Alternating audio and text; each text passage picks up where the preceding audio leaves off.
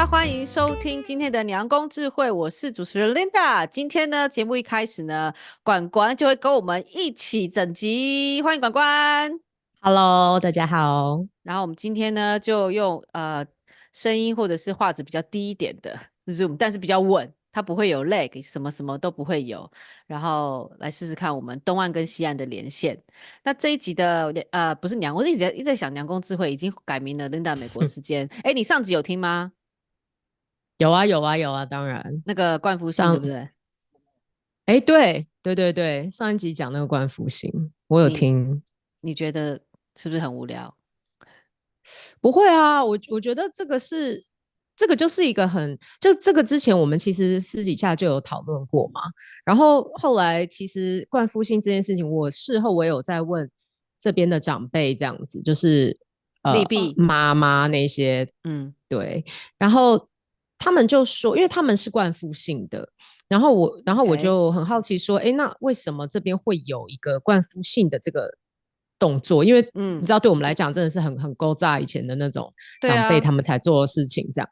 然后后来他们跟我讲的，其实就是像你后来你有提到的一段，就是说，就像是你冠夫姓以后，全家出去就像一个团体，你就是大家就知道说，哦，你们是一家人。那其实也不是只是这样，就是你也许可能去银行办事或者什么，你可能突然讲说你是 Mrs. Chong，人家嗯，也不知从何，对不对？去证明你可能要拿一些 paper 或什么，可是你的名字上面，you know，你上面是你的 last name 是 Chong，那人家可能就会比较直效的知道，哦，你是 Chong family 这样子。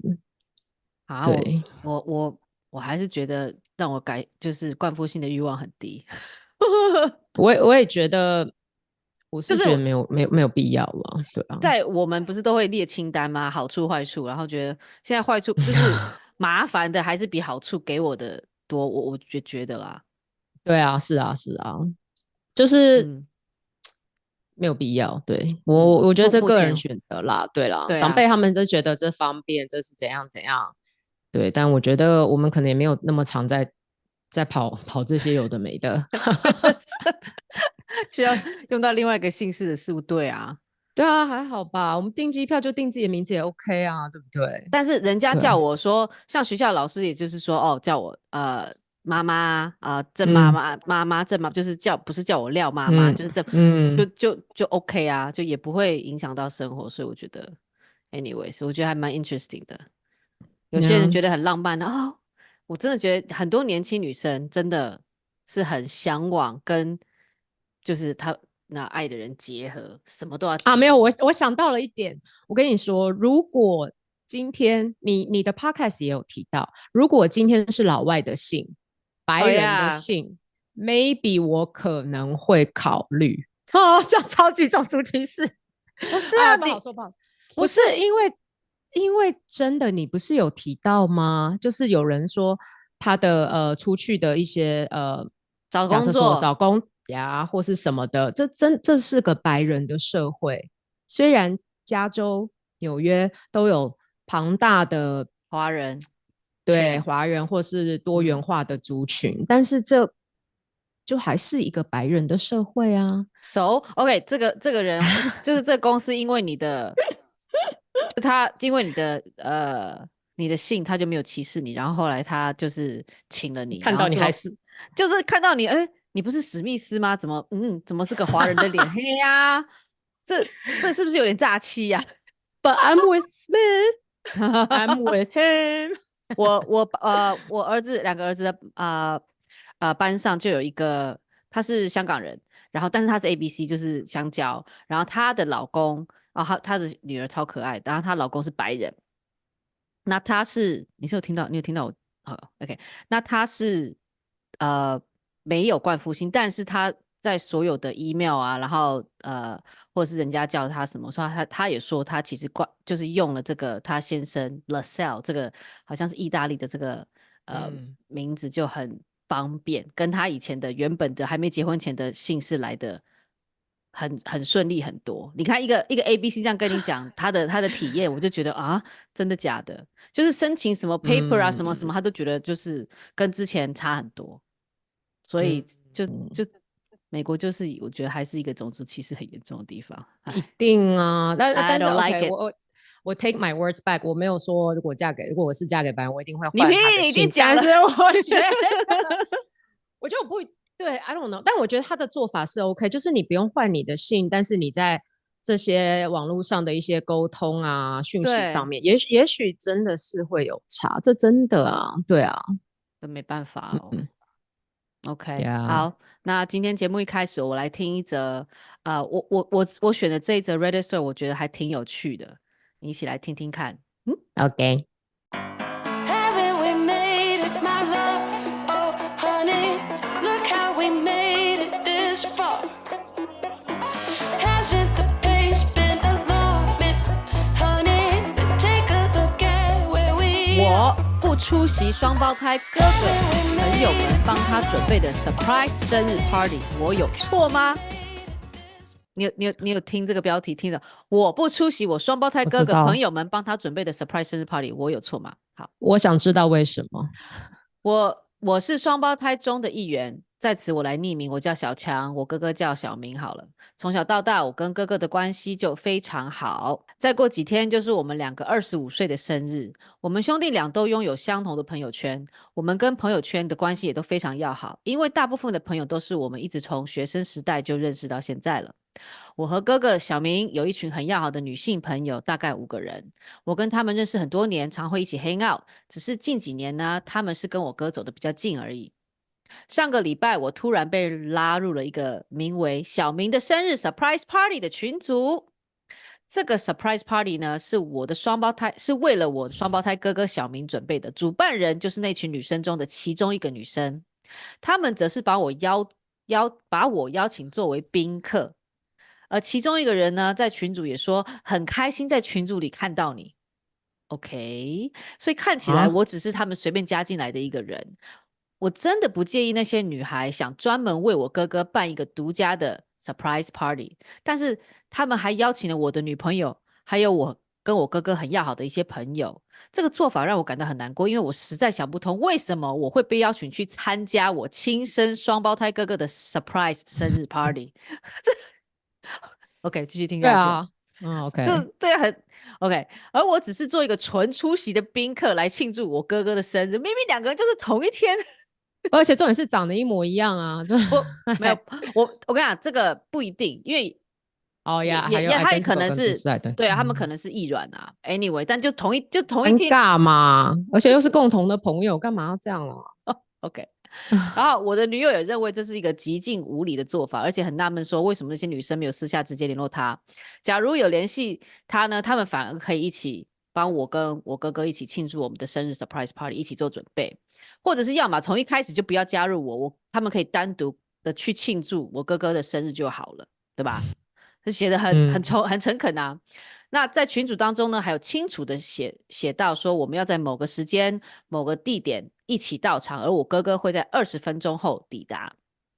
光是想象出席这个活动，就让我觉得很奇怪，因为这只是在庆祝我哥哥的生日而已。但我们两个则是在同一天出生。你看，我刚刚就是这样讲。但是我和哥哥，其实我跟哥哥从小到大每一年都会一起庆祝生日，然后每年庆祝的主题都不一样。我们一直都是这样子过的，更何况我们都是有很相同的同一群朋友。去年我们的朋友和我的女朋友为了我们的生日举办一个超级盛大的 party，我们每个人都受邀参加，包括那一群女孩，就是现在要主办的那一群女孩。现在我感到很无助，我不知道是否应该要参加。一方面呢，如果我不去，但我的朋友们都去，那我会觉得我自己被排挤在外。但是想了想，如果我去了，会不会更奇怪？我感觉自己被藐视了，而且我如果在场，也觉得无比的尴尬吧。因为在场的大家其实是在庆祝我哥哥的生日，那我在现场，不是很奇怪吗？所以如果我坚持不去，我会不会是个混蛋呢？然后我女朋友刚刚查看了群组，知道那位主办的女生已经预定了一家餐厅10个人的桌子跟套餐。那目前计划出席的人已经有11个人，不包括我和我女友。如果我们也去的话，人数应该就会不够远超过。做啊。对啊，远超过预期。那我现在也不知道我真的要不要出席了，因为如果我们出现，我们可能也没有座位，那就真的让人尴尬了。然后我们又不可能随便拉张椅子加入。那晚宴呢就在明天举行，也感谢所有人的留言，等这件事情过后，我会在这边更新，跟大家讲到底后来发生什么事情。你不觉得这篇好妙，好尴尬，好怎么会尴尬。有人这么白目啊？而且他们而且你知道双胞胎是有多 close 啊的 siblings 吗？什么是双胞胎？They do ，Yeah， everything together if they can。就他刚说25岁嘛，所以而且你又是，就是你已经是他，很尴你不是尬啊。第一天认识，然后这个女生是能讨个派系哦。我身为双胞胎妈妈，我在这边先要讲，就是就是不管你是不是就是长得一样或不一样，就是双胞胎这件事情，在人家一知道说 hashtag 你知道双胞胎，你就会把这两个人就视为一体了，这个是很难避免的 ，right？不管你是龙凤胎，对啊，然后长得一样的，或像我的两只是长得不一样的，然后男生男女女男女都一样啊，怎么会有这么白目的女生呢？那你的想法是为什么这女会那么做？我觉得很尴尬。没有，你说就很故意真的，的吧？而且又是双胞胎，你怎么会把他们两个的生日，就是找另外一个主角来当配角？这是什么东西啊？就是我不知道。很怪。我觉得如果今天是朋友，同一天生日都会有一点尴尬了，没有啊，你懂吗？如果你以前我记得你就常常跑脱啊，就是这一我就自己跑了，我就一直跑，对啊，一直就是就9点多是这一拖啊，11点多是这一拖啊，就对哦，啊，对呀，怎么会？我自己本身对，可是我觉得不，我觉得而且主办人很不 thoughtful，那很不个群组里也应该，就是朋友应该讲话说，哎，hello，那弟弟呢？对不对？hello，这也是弟弟的，就是群对啊，组应该就是说，有人发声。我觉得应该就可是他们都已经是 surprise，那另外一个算是另外一个主角也都知道，哎，反正我觉得好怪这样子的哈，安排不妥啦。你给人你让参加的人又是个主角，然后他心里的那个感受又不好。今天就算你是一个宾客，你也是希望你是开心出席，对不对？对但是呀。他 as a 宾客，他也心里没松快好，啊，那我问你，你很尴今天尬。如果你有兄弟姐妹，然后你们不嗯是双胞胎算了，你就可嗯，能跟你姐姐没有都同一天生日好了，然哇，后突然对不对？你们可能差2岁，但是是同月同日生，好心酸哦。然后你被突然拉等一下到一个群组里面说，哎、帮你，OK，哥庆祝生日，然后讲等一靠，下，这明明是我，必须说 OK，这个有一个先决条件，就是这一群主办人的朋友，嗯，我跟他们的交情，跟我的 sibling 跟他们的交情，是不是他们真的远超过我跟他们的交情？那也许这样，他们也是不好意思，才必须要邀请我，然后让我去尴尬，是这样吗？没有啊，就还是说，其实怎么样我们的的交情，程度都还算？怎么样的交情都说不过吧？第一个很熟的是绝对不会做这件事情，那这个你感觉很熟就是真的不应该啦。但是如果那种交情真的就是他们真的就是好 close 胜过于我的话，那maybe 我觉得如果我可能可以接受，但是我是不可能接哎，受，我的个性就会直接说，哎、靠腰你们在靠腰是装脏话吗？我会说靠腰你这个是你是把我当透明哦，我不是今天不是也是我生日吗？你们就是我会用一种半开玩笑调侃的方式嗯带过，然后就直接自己戳破嗯，这个 no 这个点。这个 awkwardness，yes，对啊，但是这是我的个性，但袁坡我觉得他的个性可能比较避俗，他觉得嗯。对不对？会就是在意他就是比较放在心里的，他心里嗯很过不去，他觉得说啊，那一直在纠结，那我是不是就干脆不要出现？嗯，他原 po 可能是属于比较那样子的，我觉得我是属于，我可能，因为我不觉得这件事情发生是合理的啊，所以一对啊。发生我也会觉得说，那你不是发生在你身上，所以我会你你会觉得说，你会帮你难道是朋友我会帮他合理化，啊？我反而会帮他说，哦，怎么会有那么白痴的行为？难道因为我真的跟他们没那么熟，所以他们，或是难道他们真，假如说你是我姐姐或妹妹，哦，难道他们真的跟 Linda 真的比较好，所以他们真的很想给他个 surprise？可是 But I'm not worth a surprise, I guess 。对吧？ No，那就咨询没有很瞎啊。那如果这样，我也就瞎觉得说，Hello，这样，然后不好意思，我也有事，很忙，好，不那这方便。个那这个故事呢是还有 update 的，是有后续的。但是我们在我分享后续之前，你要不要先跟大家分享你最近在忙什么？感觉你很忙，你的时间很难约。我为了你，我现在今天是嗯，大晚上在那边，因为我们已经差3个小时了啊，我还在那边这么晚上，然后那边化妆有没有？哦因为我 Carrie 我现在要录影，靠，哎，不是，我先跟你你很讲，忙哦。因为我跟你讲，如果我们是约你的中午，就是我的大白天的时间啊。上一次那个真的很糟的状况是，OK，上次我不应该有那样的状况，因为上一集呢是我这里的白天。那你知道我那天几点回家吗？我那天跟我老公出去，然后我大概4点，我们4点才回家，我快5点睡觉。然后我就发现哇，我整个那个状况很，当然我的东西都是已经我都先准备好，可是我整个就是那个 physical 的整个状况有点差这样子。好，那长话短说，那我就觉得啊，早上不管我前一天有没有睡饱，我觉得好像早上都会有点很匆忙这样子。小姐，我很早就跟你讲好了，约好了就录影，你自己在外面那边嗨在外面自己要 party 那么久，Hello，我们现在的年纪不能熬夜。对，但是就是我也不知道你知道年轻人就是好，所以跟年轻人 hang out 就会有这种落掉时间的感觉，然后你就会一直在那边，然后也没有特别在干嘛，然后大家就会聚在那很开心，然后一直就让时间就这样子流逝掉好，所以今天为了配合管时间，我在我这边很晚，已经要9点了。谢谢喽，谢谢。然后好那我会分享一下我最近在忙什么。其实很多杂事，但除了那些杂事之外，我觉得最烦，我最想跟你分享就是我最近要准备考驾照这件事情，我超痛苦的。你的驾照后来你后来是怎样？你驾照？我驾照直接换呐，我是台湾的驾照，直接在纽泽西换，我就到他的那个 DMV 去直接换美国驾照，就这样正式驾照。对，当然我中间大家可以上网查，就是中间还是你要从台湾的监理所先去就是申请，请家人，对，请家人申请，就是你监理所很简单的，好像50块、100块、200块，然后再请因为要用正本，你就是再请家人寄过来。然后呢，你把该准备的文件，这在网络上大家爬一爬文就有。然后呢，就准备好之后，我就去那个 make appointment 上网去那个预约时间，然后就当天就换到了。咦，我不用考驾照啊？好逼，为什么你还要考啊？你看超烦的，我不知道啊，就 OK，我知道的是不能自己直接换吗？加州不能直接换。那至于他们的原因，我的揣测是说，可能因为很多移民的吧，或是为了安全起见，或是 whatever。但是基本上加州这个地方，如果你要你是外来人，然后你要有驾照，你不能用你以前在你自己的本国拥有的驾照直接换，你必须要重新考试，很痛苦，你知道吗？很 OK。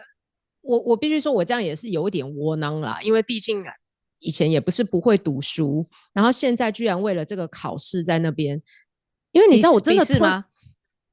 笔试啊 ，OK， 我之前已经去考过了，重点是我没考过，所以你 fail 你 fail 笔试，我觉得很丢脸。你知道为什么？因为我们小时候是16岁就考驾照，就拿到就开始在开车了。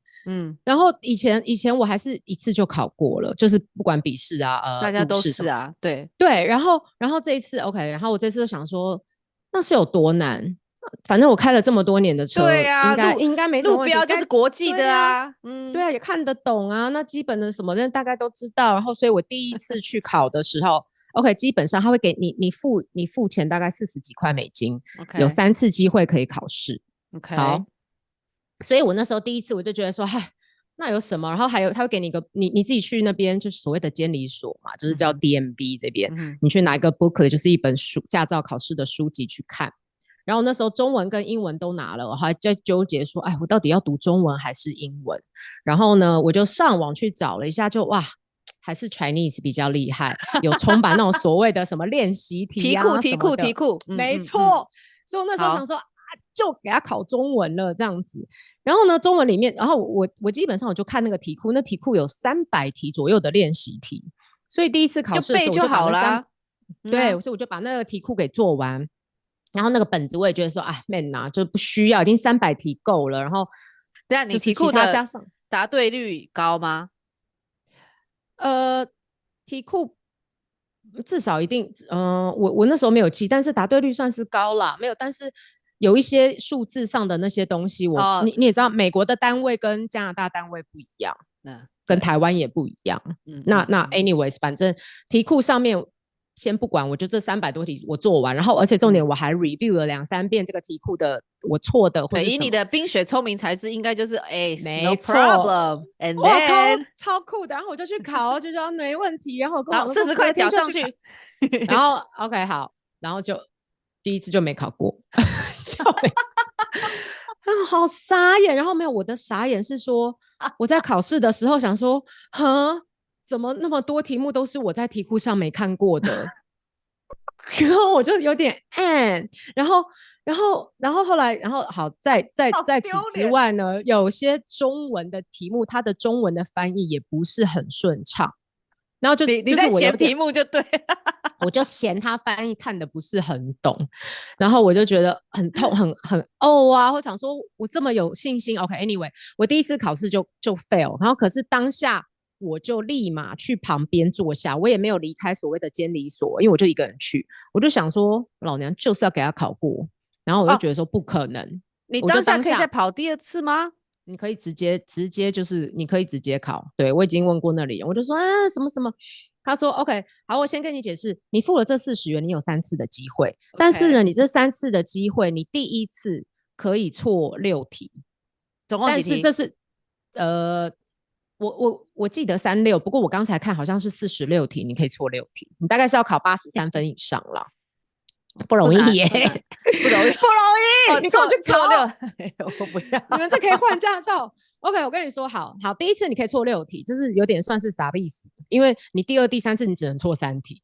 然后可是我那时候想说，我就很激动，想说不行，我怎么可能会考不过这种考试？那我开了多少年的车，巴拉巴拉巴拉。好，我就立马去旁边。他说你等一下，随时可以回来再考，因为是用电脑嘛，它是笔试，但是你是电脑还是用电脑考题？然后我就在旁边开始翻那个本子，然后大家赶快看一下一些数字的东西，因为 OK， 然后 OK， 我举例他会问你的东西是什么？举例像说，当你在路边 parallel parking 的时候，平行那叫什么倒车入库的时候，那你最后车子停好，你跟旁边的 curve 那个叫什么人行道的那个 curve， 你要距离多少？1 10 inch， 2 12 inch， 3 16 inch， 4 18 inch， 选一个。你怎么样12、14、10、12、16、18，对，随便选一个啊！这对我来讲，我也是随便选呢。10、12、10、12、14、16吗？14吧。What is it？ 啊？18，18。你看，而且 OK， 我超不爽的是，第一，我也搞不清楚那个 inch 到底是长度是多少，因为我最熟的就是公分跟公尺，我理解。然后就是一个 inch， 就乘以 2.2 啊。OK，anyways，对，然后呢？对，所以像这种 OK， 它就是类似这些数字题，然后我就错了，所以我就是第2次我就想说，我赶快读一读，然后我再去考。好，没关系，反正我第2次也就没有过，因为你也只能错3题。等一下，第一次错6题，第2次不是只错6题，第2次是错更少是吗 ？Excuse me， 第2次的机会你只能错3题，你错到第4题，他就直接说不好意思，你已经过不了了，这样。而且你根本也没答完就已经错。等一下，你哪里来的自信，觉得说靠，我刚才错了6题，我下一个一定就是不会错。你就坐在，因为我就一直死脑筋，觉得我就已经读完最强题库300题，我不知道哪个脑子以为，然后我又觉得说好，我刚才做那些题目，我大概知道他会问哪一些，就是假如说像我问你那些距离的东西吗？我就赶快，然后就赶快读一些那种数字，可是反正就太冲动了啦，我就是真的就坐旁边5分钟，我就进去又在考，就白痴，就我以为这是一个赌博的概念。再来超吧。不爽，很丢脸，因为很丢脸，我整个人其实我那天很沮丧，然后我就觉得说， Oh no！妈，这什么考试怎么会考不过？然后因为就太自以为是，太小看了这个考试，你知道吗？然后 OK，然后像我刚刚跟你说那个考 curve 的那个靠那个要距离多少这件事，我也问我老公，我昨天就问他，我就说。要离 curve 多远？我昨天跟他读了一些东西，然后我就跟他说：如果你错3题，你就要帮我这件事情。那是帮什么事？我等一下告诉你。我就然后读了，然后其中题我就是，他就跟我说是18 inch 啊。我说你怎么知道？他说我就印象好像有这个印象，然后我超不爽的，我就说那你知道又怎么样？你每次开车都在那边给我刮那个轮框啊，你都给他停在那。我说你 don't deserve 有这个 driver's 这个 license，对我超不爽，我觉得你迁怒了，你迁怒，我很不爽，我情绪勒索他，我说你凭什么？你又不会开车，然后什么什么，然后让他答我对啊，超不高兴。对，然没有，后你应该再拿一题考他。如果他好，那我有再拿一题考他，然后我也拿一题比较来问你。难的。好，没有就简单，我就说你开车在你的那个驾照方向盘上，你的手应该放在什么位置？3点到6点。什么叫3点到6点？你好好讲话，到底几点？OK，一个是10点、2点，3跟6吧，还有3跟6，对，还有下面就不用4点跟下面的8点，这个就直接删掉了。请选，这是 multiple， 这是可以从选择这是可以题嘛复合，你可以负责，就这3个你选，你可以重复选。我不用要重复还规定嘛？好了，我直接告诉3你，这是有2个答案，这是有2个，这3个里面有2个是对的，就是那一定就是3点跟6点是对的，3点跟9点是对的嘛？对对，3点跟9点，对我确定。那另外一个是这样子的，10点跟2点上面的这个，还是下面这个4点跟8点？哪一个？下面的。你觉得是要 hold 下面的，是不是？哎呦，为什么你知道吗？我告诉你，为什么你答这个就是要拜赐于 YouTube 大学教我的。他怎么教你所以你曾经有读过是不是？当你还不知道你可以换驾照的时候，我必须承认，我也是经历过你这个过程，但我没有那么你这是哪里来的自信？我就觉得不行，我一定要那个题库做到我是0，就是没有错误我再去考。我没有像你这是那神来的自信。但是我后来发现，哇靠，原来我们台湾跟那个美国有签备忘录，哇塞，老娘直接换了 OK。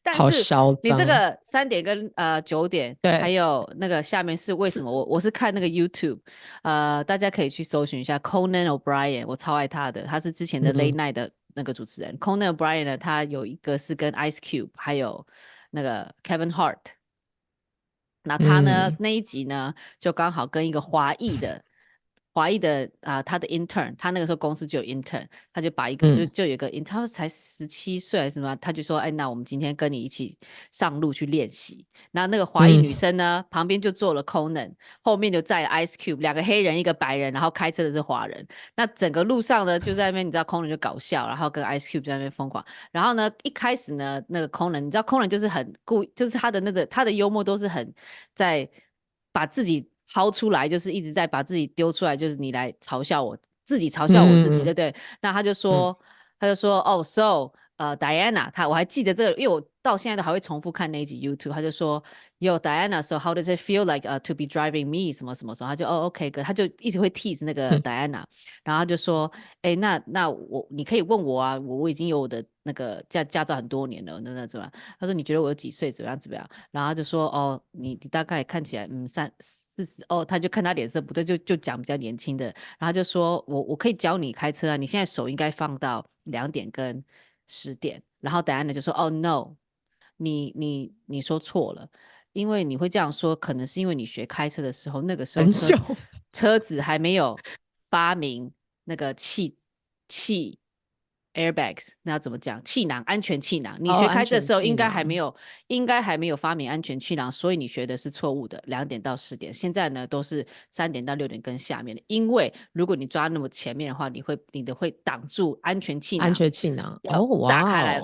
那我那个时候就讲哇，我看这么白痴的 Kono， 不然竟然可以学到这个 random fact， 所以就是对啊， YouTube 教我这样搞不好因为这样我可能驾照就考过了第一次。所以我跟你讲，你不要去读那种题库，你就是要看 TikTok， 你要看 TikTok， 你要看 YouTube， 这些就哇滋不养你，是，滋养你的你应该大脑。正确的 OK，讲法是说，你应该要劝我的是说，我应该要正确，还是要把这个 booklet 读完，然后再去看一些 TikTok 或什么 No，去我就是加强那个要你，记忆。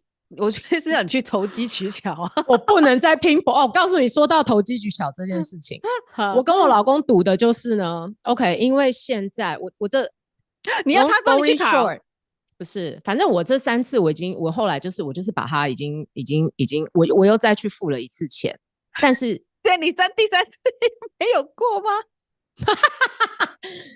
哎，事实没有，我跟你讲，为什么第3次我跟你讲，我觉得我第3次真的已经接近要过，但我觉得只能错3题，真的太硬了。可是我第三次告诉你，也只能错就是2、3次，因为我第3次我是当然就隔了一阵子，但那是我有读，可是我也是抱持就赶快把它考烂掉的心态，就是因为我觉得3题只能错3题真的太难了。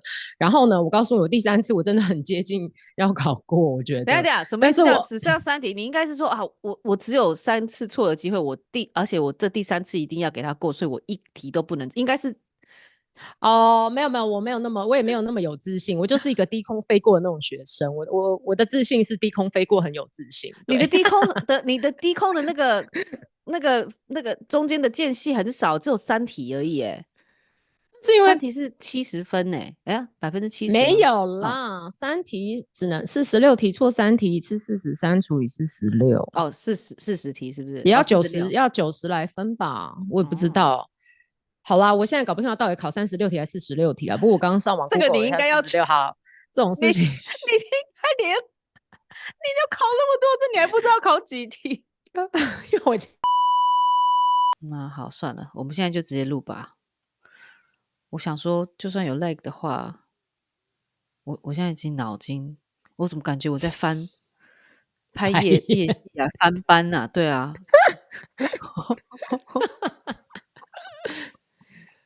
哦，这又没有钱，在干嘛啊？草创初期的一个这种，总是会有经历比较多你要不要 challenge，所以你要不要跟听众们 update 一下？现在，让我先找一下 update。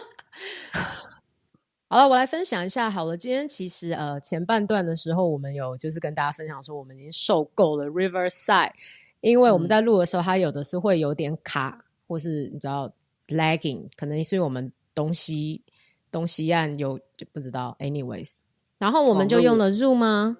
对，然后我们就用了 Zoom。那刚才呢，前几个小时我们就非常开心的录完以后，发现我们找不到档案。非常崩溃，我们花了3个小时录了，然后从8点录到现在7点半，录到现在12:06 AM， 然后我整个人崩溃，我现在真的是找不到档案，然后你知道廖小姐呢就赶快上网在研究，她在看她的东西，然后我也赶快打去 Zoom， 然后等了半天，终于有 technician 的人接电话，但是这个过程非常痛苦，因为其实大家知道现在很多 AI 很多 virtual agent 有很多 bot， 所以你要跟他们讯息，你要透过一直跟他们沟通，对，要一直跟机器人讲到机器人都受不了，他就会帮你转给一个人。那反正当然我也是，对，我有 request 说我需要跟专人讲什么什么，好，终于找到专人，但是等，在线上又等了快半个小时，然后等很久，终于这个人接了，然后是个印度人，他的那个他口音也太重了吧，我听得好痛苦啊！不是，我们这没有种族歧视，真的大家就是真的那个歧视。不是，可是我的意思是说，你今天要做 service， 你的英文是不是要讲得很明确？今天不管如果是我叫我去做 service， 我都还没有太大的把握说我的英文能不能讲得很清晰，让别人你知道吗？那就说我理解，我刚才跟他对话 the left side bar， can you see the recording？我跟你讲，你不是第一个，因为我常常看到 TikTok 上面有很多现在的学生，他们正在上，因为印度人大家都知道非常聪明，他们数理超强，然后他们是大非学哦，在学微积分，然后他们真的听不懂，他们真的听不懂，就是 you take the triangle the 2 and the 3，就是他们真的，然后他们就翻拍他们现在上课，然后他就只能把他的那个笔电开录音，就是让 AI 去听现在的教授在授课，然后我就看那个你知道用录音的那个 app， 它就会开始一个字一个字，然后它还会回去上一个字跟前一个字去改嘛，就像我们录那个语音录成文字一样。我就看那个 AI 也很吃力耶，听的也很吃。AI 也要疯了。所以总之，我们终于跟他沟通上，但是发现我们还是没找到东西，很痛苦。现在经过了几个小时的 fighting、searching、finding problems，我们决定投降，回来 Riverside。虽然会 lagging，但是就正当我们开启的同时，你刚才发现了什么新大陆？我们录了3个还是2个 whatever whatever 的 Zoom 的，我们好像第一个 take 的好像回来了，我还没有去仔细看，但是因为所以可能是要时间转档，就是就是我们录完之后，比如说我们录20分钟，他就要花20分钟，网络上这样写，如果你录20分钟或1个小时，你录20分钟，他转档就要20分钟，你录1个小时转档就要1个小时，所以我们等，没有，我们刚刚明明第一个 take我们等就是超过2个小时前超过啦，但是为什么刚刚我们要决定要放弃 Zoom 的时候，突然他就出现了。我现在想杀人，但没关系。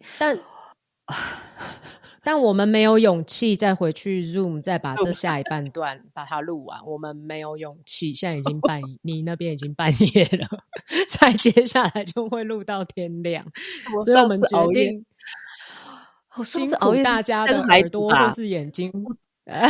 我生孩子气，真的，我生孩子后我从来没有熬夜过。就是为了大家，为了我，为了大家。那这一段好了，这一段我们可能会有点 lagging， 或是也许没有想象中这么差。那大家到时候再留言分享，按赞小铃铛还是什么，我不知道。反正重点就大家跟我们分享一下了。我们现在到底什么录音软体？到底要用什么线上录音？我觉得等一下，我觉得我们的问题不是只是这么简单，因为我们还有地域的问题，因为他们很多录都是2个人在同一个录音室录，那其实那个问题可能比较单一。我们的问题是需要2个视窗，然后是在不同的现在很多人都在跨国的开会啦。对啊，但我们2个是怎么了？被诅咒不是，我跟你说，刚才没有，刚才中间有一个片段是还把我老公叫上来，然后来处理一下到底什么问题。你要不要然后我们2个就真的简单的介绍你老公的职业？他基本上就是一个软体工程师，那所以其实就是应该我们的 stereotype 就觉得他应该比较懂电脑，所以我们就请他来帮忙我们处理。没想到他来的时候，我们连续就是照我们的方法，如果连续录2次，通常都只有第1次成功，第2次不会成功。但是他刚才来帮我们，就是连续录2次或是什么什么，就成功嘞。然后你知道那时候你有听到他讲什么吗？我听到啦。为什么？怎么你来就没有就有录成功？然后我们就说，对，我们就说到底是哪里不同？为什么？他说因为就是我的关系。It's me， 他在 because I'm here。对，所以我觉得我们应该是被 curse 到了，真的被诅咒。没有，我一直很引以为傲，就是 at least 我所认识的人，你要撇开你老公之外，男生女生，我先生是个白痴，科技白痴，还有我们朋友群里面，我真的是 tech savvy， 我认为我 Yeah, you are. I am， 但是我刚才就是有如你就是很挫败，那个一直考试没有成功的感觉。而且我们也是考了1次2次哦，3次，差不多快3次，好崩我溃，怀疑你懂了吧？好有懂怀疑人了吗？生。Oh my 我 god！跟你讲，这一集我们有2件事情要最后有个好完善的solution。一就什么？是我希望就我的考试成功拿到驾照，我会跟大家分享更新。2就是我们要有一个好的 smooth 的录音的软体。Yes 怎么？其实这2个听起来对我们来讲好像也不是很难事，怎么被我们2个搞得好像是一个很大的目标哦？还是我们就好 sad 哦。我们就 FaceTime 嘛，然后这样子侧录什么啊？我头好痛啊！哎、熬夜耶！我的天啊，我的肝！你可以的，要拿是出你曾经有在这一行艺人界打滚的那个，你们那个不是熬夜，你们那是直接到天亮，就是怎么讲，就是或是48小时吧，现在对对也不是好好体力的问题，现在是心灰意冷，你知道吗？我觉得我体力是可以的，对然后我刚刚有现在是没有点累。OK，Let's go。好，对你现在没有听错，你听的是 Linda 的美国时间。我们真的很多美国时间在这边。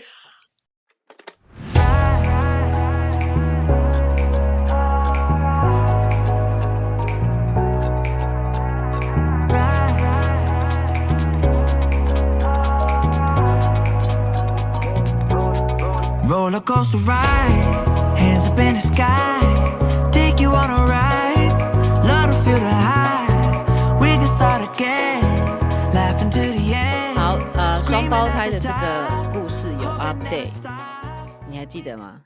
我们聊完你的，当然记得啊，到底要不要参加啊，心里很纠结的弟弟。好，你会参加吗？应该是不会，要是我就不会啊。对，要是我也是不会啦。不知道，我就是看他们跟他们的交情吧。如果朋友真的是跟好的话，或是不好都不会去啊，不是尴尬啊，就不是为你举办的。然后反正我跟我哥那么好，对啦，我跟我哥那么好，我自己在跟他，就是这跟我哥也没关系，因为对啦，是没错，就是哥哥的这样听起来人是对缘好，对啊，好，这个是有 update。好，对不起各位，我知道你们在等待更新，但我觉得我真的需要花几天的时间坐下来思考我的感受，并仔细考虑这整个情况的细节。OK， 这是好英文翻中文，所以你们自己仔细考虑这个情况。OK， 我也没有感谢你们所有的我也想感谢你们所有的支持跟评论，因为你们的留言让我觉得我并没有小题大做或者是过度敏感。我先来回答还蛮多一样的留言。好，第一个是说，很多人可能觉得那个女生的安排，同时也是在办给我的 surprise 生日 party。同时间也要 surprise 他，但绝对不是，因为在群聊中呢，我和所有的聊天室人都被告知，刚刚讲过，就是当天该到达的时间跟地点，而且这个女孩并没有想象中那么体贴，哈哈。如果这也是对我也对我是一个秘密的惊喜，我的女友也绝对会知道，那我女友不可能让我这么难受的蒙在鼓里。所以确定不是说也是要办给她的另外一种那种剧本。 OK， 好，第二个，这个女生是不是对我哥哥有好感？我其实对板上所有的人写他们的直觉，就是那个女生喜欢我哥哥感到很惊讶，因为那个女生其实没有很摆明的说她对我哥哥有意思，因为她对我哥哥的态度都是忽冷忽热，欲擒故纵，而实际上他们2个是没有在一起的。我确实认为她非常努力想成为我哥哥生命中最重要的女性朋友。OK， 所以我认为他这次主办哥哥的 surprise birthday party 是他要进一步尝试实现他在我哥哥心目中的地位。所以你们大家的直觉我觉得非常准确，哈哈。所以他觉得这个女生有在喜欢就对了。好，第三个，对于那些说我应该不要那么情绪化，应该就潇洒点去参加的人，我想在这里说，如果他们只想和我哥哥单独庆祝，这些女生不邀请我一起，我完全不会觉得什么，但是而且我反而会觉得很 OK。 但是今天是我是被邀请作为参加生日 party 的其中一位宾客，我的女友和我一些最好朋友也都被邀请了，完全忽略我当天也是寿星，这让我感觉到很糟糕。对啊，很合理呀。好，第4个，你们很多人都说，为什么那天被邀请的我的其他的朋友们什么都没有说？其实我生日当天的其实生日 party 当天有接到一个朋友的电话，他跟我说，他有跟我另外一个好朋友谈过，他们都认为主办的女生的行为非常的奇怪。然后我问他为什么没有在聊天室里面帮我发声，他只是一直道歉。然后他最后还是选择了去参加这个生日 party。那还有另外一个朋友呢，他在party 当天打来跟我说他不会参加，因为他觉得那个主办的人那个女生很奇怪，然后他觉得去或不去都他觉得去会很奇怪，所以他就随便编了个理由给那个主办女生说他不会去。然后他原本有想在聊天室里面帮我发声，但就是说几句话，但是他后来发现他跟那个女生也没有那么熟，所以就打了退堂鼓。那他有特别打电话过来跟我道歉，也还特别来问我说还好啊，因为他也觉得这件事情很诡异。然后我跟哥哥其实是有认识另外一对双胞胎朋友，他们是我们另外一个朋友圈的人。我有问他们说，如果今天这件事情发生在他们身上，他们会有什么感觉？他们说了大概就是你们板上的人大部分人在说的话，他们就觉得很为我打抱不平，然后说整个状况就是很瞎。如果呢他们是我们的话，他们也不会去。接着呢，他们一听完我的故事，他们和我的女友还有哥哥们一些很好朋友就一起创建了一个新的 birthday party， 这样我们在我们生日后几天可以一起庆祝我跟哥哥的生日。很好啊，这才是好朋友啊。我觉得这样是对的。就觉得说不要想这个瑕疵，那我们赶快帮你，就是对啊。然后你们看标题也知道，我是没有去那个女生帮我哥哥举办的生日 party。我那天呢，跟我女朋友一起去看了一部电影。我们认为我们选择保持沉默这个举动，我们的缺席应该就已经很适度表达我们的不开心。我其实有在考虑在聊天室说些什么，对，他应该对不对？我其实有在考虑在聊天室要说什么，但我也不希望好好的一个庆祝哥哥生日的群组变成我在那边嚷嚷着为什么不也一起庆祝我的生日啊，让大家觉得尴尬。好体贴哦。我觉得我另外呢，对啊，弟弟很贴心我另外还有想过在生日当天早上打给我哥哥，破坏他的 surprise party， 因为我很想让哥哥知道到底发生了什么事情，让他知情。但同时间我也觉得这样做的话对哥哥不公平，我只是希望哥哥好好的去参加他的生日 party， 所以我后来没这么做。我决定等到生日 party 后的几天再跟他讲，跟他说。对，那我昨天跟哥哥讲了，并给他看我在 Reddit 上面 PO 的第一篇文章。哥哥跟我说他对这件事情一无所知。我知道呢，我当然知道他不知情，而且我还有特别让哥哥知道我从来没有因此责怪他。他们感情好好哦。我觉得那个主办女生这个行为非常没礼貌，哥哥也这么觉得。他说那天生日 party 上呢，那个主办的女生有跟他说他有邀请了我们就是这个女的有跟哥哥说我邀请你弟来。对，他说我邀请你弟跟你弟的女友，可是他们就是没有来。然后哥哥说他觉得他以为我跟我女朋友有另外别的安排，就是另外的生日的 party 的安排，所以才没有出现。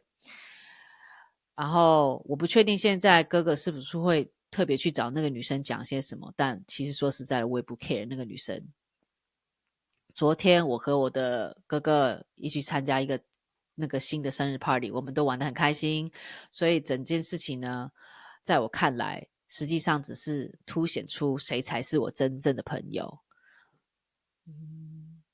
就是有趣的人就变你不是朋友吗？也很奇怪啊。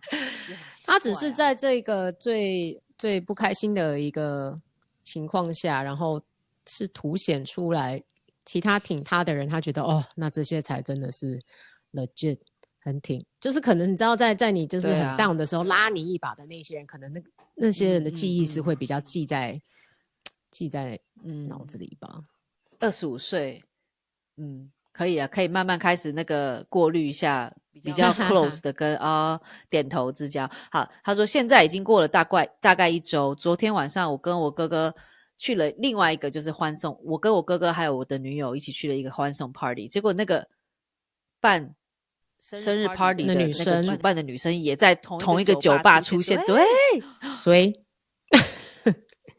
不是，然后这是哥哥的 surprise 生日 party 活动以来我第一次见到他，我哥哥跟我说，跟我女友说他没有邀请这个女生来啊，那怎么知道？哥哥说这个女生只是在今天早上的时候传了简讯问他说在今天要做什么，然后哥哥就跟他说他会来这个酒吧参加这个欢送派对，然后现在这个女的就出现了，同时还带了2个男性友人 ，bless you， 所以这个女的是不是跟踪狂啊？应该是跟踪狂哦。她一走进来，上下打量了我跟我的女友，后来就完全无视了，连打招呼都没有跟我们打招呼，就直接走向我的哥哥和我们其他的朋友们。我跟我的女友都觉得她这样的举动超级无理的，而且觉得很不可思议。应该是不想跟他打招呼，是弟弟跟女朋友不想跟他打招呼吧？怎么反过来是那女的不想跟他打招呼？这个好，这个他在酒吧的时候呢，特意忽视我们，而不久后呢，就提早离开了。或许他感受到他的存在，不受到重视，因为我哥哥坚持和我们坐在一起，还有其他的朋友们刻意跟他拉开距离。然后我女朋友就问我哥说，为什么他那么怪？我哥哥也觉得这女的行为很诡异，就是这个欲擒故纵嘛，反正不知道这个很太 OK， 哈哈，反正很明显可以看得出来，这个女生的心态不是很正常。OK， 更新完毕。我觉得这一切都是那个女生的问题啦。那我觉得双胞胎感情一直都是很solid， 很好的。其实这不用太担心，这就是一个外人的。不是这个女生认为她这样子做 OK。如果哥哥对她也觉得有意思，那他们就在一起之后也很难。你懂我意思吗？这就是个你以前交的男朋友就明显的一个人就是这样啊。不是，你如果喜欢这个你男朋友，你一定会跟他家人会好啊。对啊，你应该做得漂亮一点啊，对不对？对吧？我也觉得，这干嘛一定要把人家？我不知道，感觉很像是那种很想要，你明明可以 arrange 的比较圆满，但他就太激进。我很确定他想要应该是易软哦。但我意思说，他只是太因为太急，因为应该是说你2个都可以办 surprise 给他们这一对兄弟，对吧？那人家对你印象也不错，但他就积极只想要对哥哥好，然后想要让哥哥对他印象很深刻吗？还是有 trying too hard，trying too hard。Okay，I guess he's not an asshole. It's fine. 对啊，不去的好，然后这个女的 bye。可是通常就是会不会是这样子，然后就开始就一系列的跟踪，然后跟那种情杀就是这样来的。这个女的情杀这个事情感觉很疯癫，这真的太无法预测了。如果可以预测的话，对不对？这些事情就比较可以避免发生吧。情杀这种事情真的是太 random 了，好恐怖。对啊，好，现在在录这一段是不知道节目够不够长，那就塞进去吧。反正因为这个新闻很新啦，这个是今天早上我们现在录影的时间，虽然现在已经过了凌晨。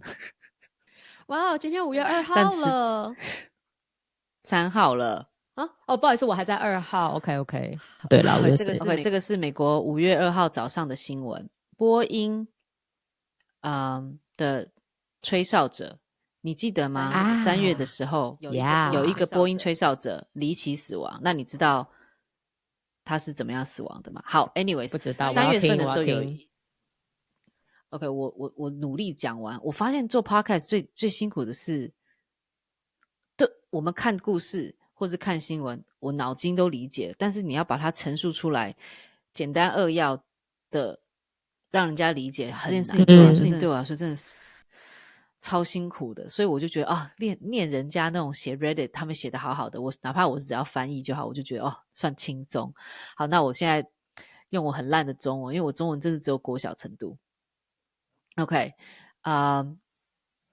好，第一个呢，波音的吹哨者离奇死亡是在就是今年的3月9号，然后他是一个62岁的，已经在波音工作30多年的老员工哦，然后他但是他就是后来就看不下去了，就是觉得很多波音在制造的这个品管上面有很大的漏洞，然后他就变成是吹哨者。那他是怎么离奇？你看你是波音的老员工，然后已经退休了，然后又再出来当吹哨者，然后是正在出庭要作证的时候，他们就飞他到那个法庭去作证的时候，他就要住在 hotel 嘛。他离奇的在他的酒店外面的停车场的车子里面就是死掉。怎么死的？那他是怎么死的呢？那个法医说是枪伤，然后是 self-inflicted gunshot wound， 就是自己引发的枪伤。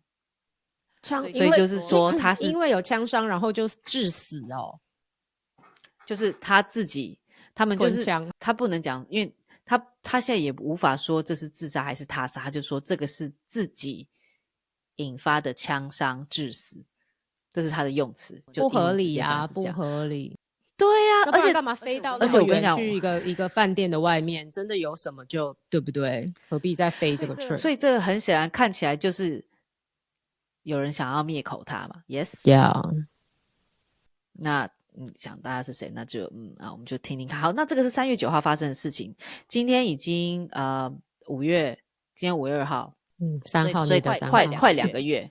我就今天早上啪啪啪所有 headline， 我的 TikTok 就是又刷到这，可能因为我的演算法，因为我之前就有 follow 这个波音的这个吹哨者的事情，我想说这个你要杀人灭口，这我们看电影也看到，你要做的漂亮一点嘛，你怎么会在他正在是吗？对啊，就是你怎么会在这个人他就是这么大家都这么关注的吹哨者，你就这样什么都就很像那个 Godfather， 你知道教父，就是我要把你干掉就干掉，就是anyways， 那今天一早就说这是第二个2个月内第二个波音的吹哨者死掉。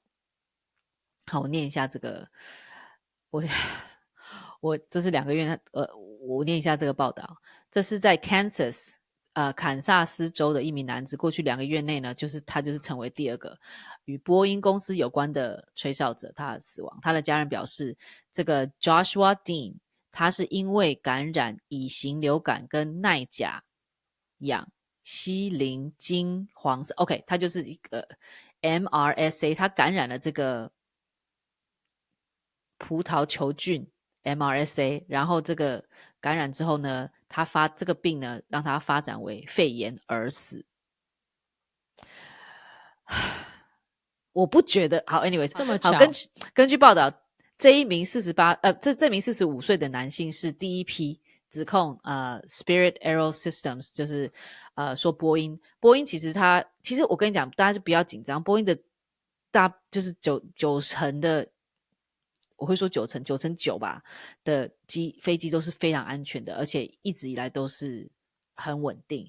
但是现在是有一个特别的机型，这我要做报道好累，要读好多东西，但是没关系，就是其实波音有很多737、747什么什么嘛，那其实是737 MAX。如果大家暑假现在要回台湾哪里，你们可以就是航空公司都会有说你们是飞哪一个机型，那其实是这个737 MAX 的这个飞机的型号。因为那个时候波音想要转型，所以他们就开始改他们这么长久以来很老牌的很稳定的机型，想要 upgrade 这个 upgrade 那个。然后呢，这个波音吹哨者他那个时候就是吹哨说，他发现很多零件，因为你零件从哪里来要从哪里去，你都要那个记录的很明确。他发现有很多已经故障了，你就因为你东西来你要去品管嘛，这个可以用，这个不可以用，毕竟不是什么东西都是对，你要去做筛选。他说有很多那种故障是不 OK 的零件，竟然被拿去用拿去维修，意味着就是要赶上说他们可以如期交单，因为大家像波音对大家下单都是几亿这样买飞机嘛，他赶快去送给这些国家，跟他下那么大的订单，所以他就觉得说这个是人的安全，就是你要载那么多乘客的，所以他就觉得他在那边工作那么多年，一直以来都很 proud， 他对波音都觉得很骄傲，怎么会为了要搞这个新的机型啊，怎么会为了要赶赶赚这个订单的钱，然后去对有一点像是 downgrade 他们的 QC， 他们的 quality control 这样子。然后我其实有看，为什么看到这么多相关报道？就是说他的家人也有说，就是其实他是非常非常引以为傲，自己可以，就是他在工30几年，他把终身奉献给了波音呢，当技师。然后说，而且他那个时候其实很挣扎，他要不要出来当吹哨者？但是他觉得他良心过不去。然后他说他要出来之前，他有再三跟他自己的家人们都有，就是姑姑啊什么阿姨，就还有他的妻子都有讲说，他绝对是不会去做就是轻生这个动作的人，就是有那种不自杀，台湾现在讲什么不自杀这声明的，对啊。所以他是已经有就是已经有跟身边的亲人说，但是他不管怎么样，我不是那种会自己去轻生或是什么的。哇、然后现在又突然，但是检察官他们法医又说是警方又说是自己引发的枪伤，而在他的 hotel 的 OK， 这是第一个。那现在这个第二个呢，就是又因为因病，他们可能觉得第一个做的太 I don't know， 我现在就是OK， 我们就是听说，就是人家说第一个就是做的很糟糕，就是那手法比较粗糙一点了，而且太明显的会让人家去怀疑说这个到底是不是真的是这样。你不觉得第二个这样子，第二个那个病毒是什么意思啊？就算如果今天也许真的是有，这是什么意思？那病毒是可以安排的吗？安排让这个人中了这个病毒吗？就是他们这边有说，就是他的家人也是说他是个非常非常健康很 healthy 的人，而且是在身旁的亲朋都知道他是会定期运动很养生的人，是身体非常健康的人。他在染病到死亡中间就只有2个礼拜就对走了，所以我不知道太巧了，这个也是被 curse， 就是你一个自己引起的枪伤跟好，第二个他想说他要说得过去，那就是染病 I don't know， 我对这个 MR 这是什么 MR 什么的这个病毒也不熟，然后后来是引起肺炎然后死掉，我就不知道。但是他们两个就是都是吹哨，而且因为现在大家都是对这些吹哨者，他们要提供很有力的证据啊。哇，那现在还有其他吹哨者吗？有啊，还是有啊，但就对不对？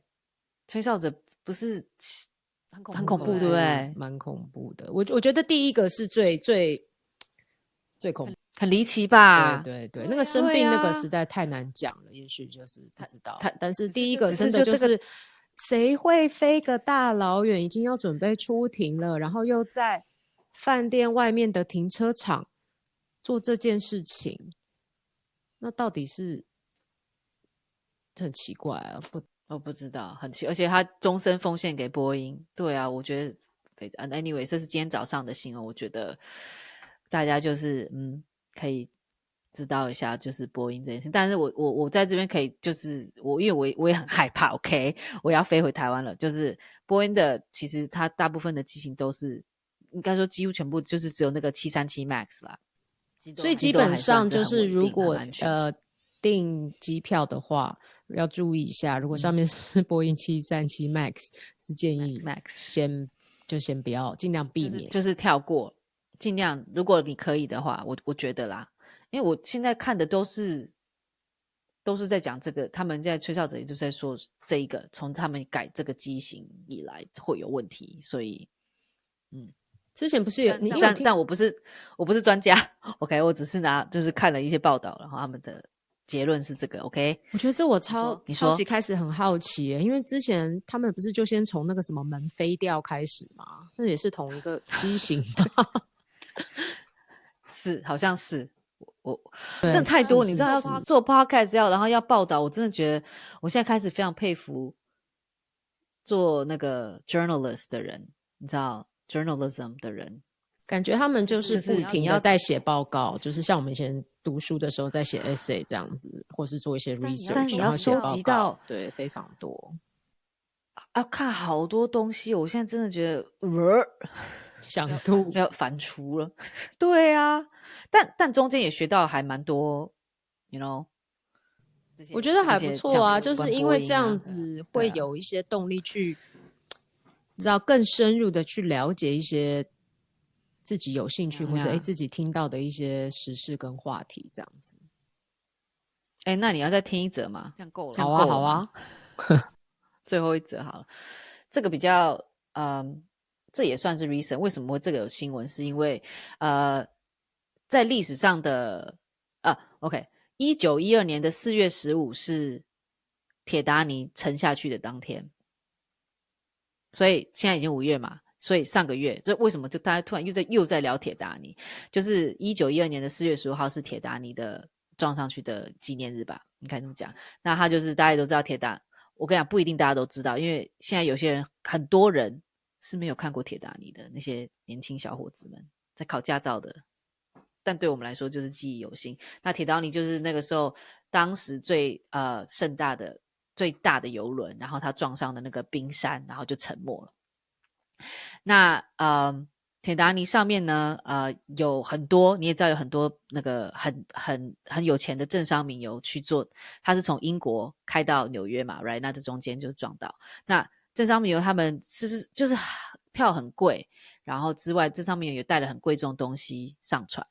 那铁达尼上面他们后来是打捞，你知道在1985年他们才发现到残骸的嘛？1912年沉下去，1985年才发现到残骸。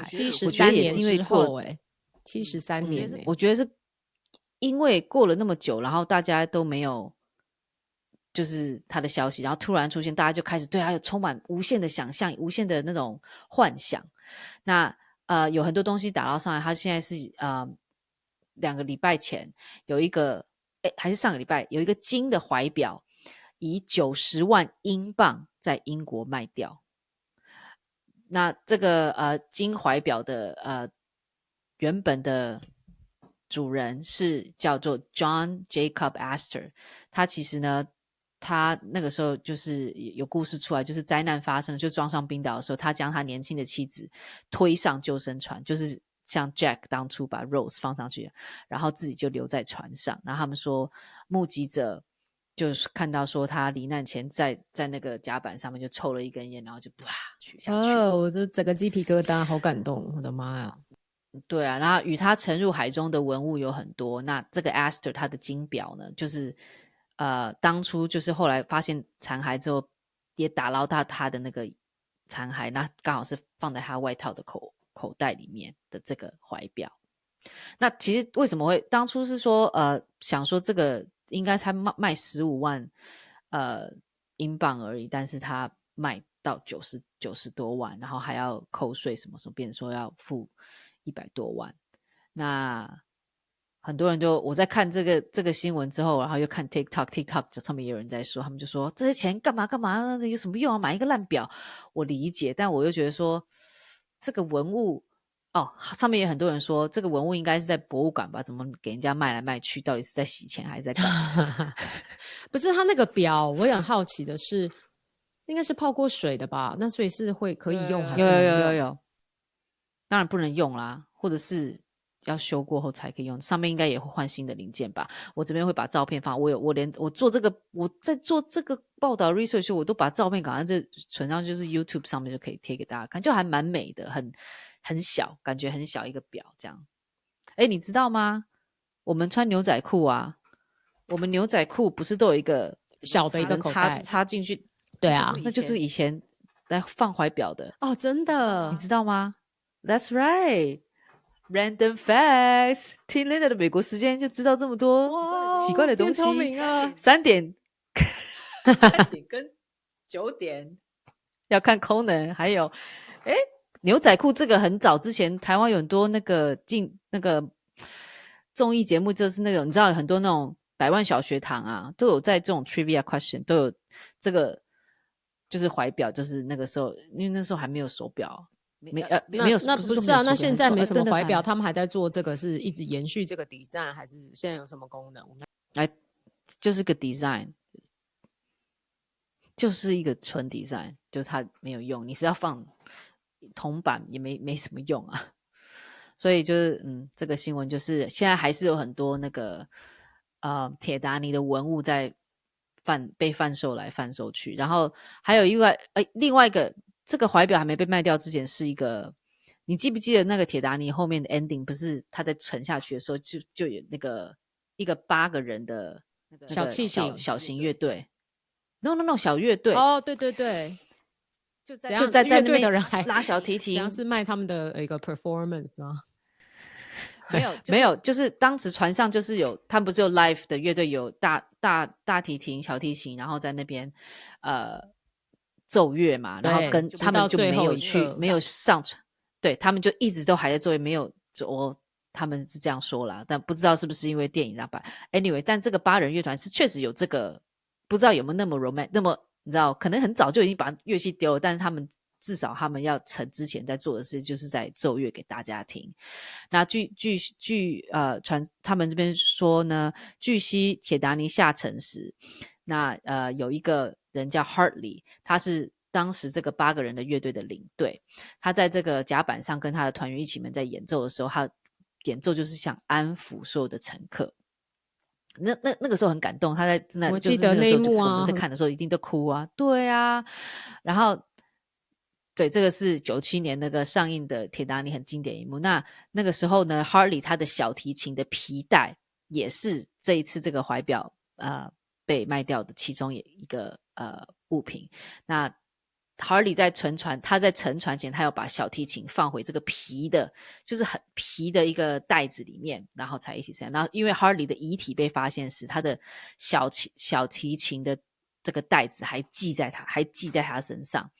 然后他们推测说，当初可能是放进去以后抱着，然后要跟小提琴一起入水，然后或者是他想要借由抱着这个小提琴可以浮起来的作用。那小提琴因为小提琴袋子因为泡在水中浸泡过，那虽然是浸泡过。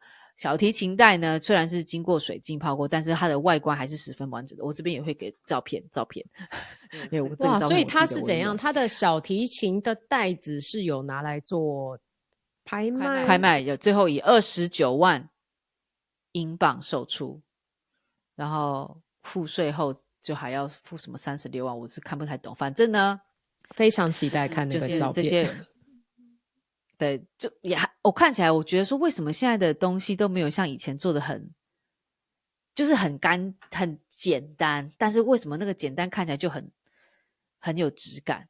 现在的极简风就没有那么有质感，就觉得有点你知道太极简了，就那个质感没有在。但是以前的就是我觉得是 material 就不一样吧，然后加上功法可能也比较对呀。对，好，哇哦， anyway, 有趣。铁达尼这个电影小时候看的时候觉得很好看，而且还看了好多遍，很感动。没想到他们现在里奥纳多都老了，对啊，而且他老，但他还是老不就还是有他的味道，不放弃自己的那个继续约会的。你要说的是对。他的 spirit 还是有在，只是他整个人看起来是有点走针欸，他整个外形，哇，他那时候多帅啊，好稚嫩哦，他那时候真的很帅，是真的很帅。哎，好了，那这一集差不多了。好的，你也该睡了吗？要睡觉了。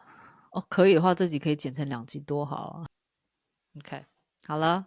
那我们下个礼拜见了，再见了 Good night， 跟大家说拜，大家拜拜，大家拜拜。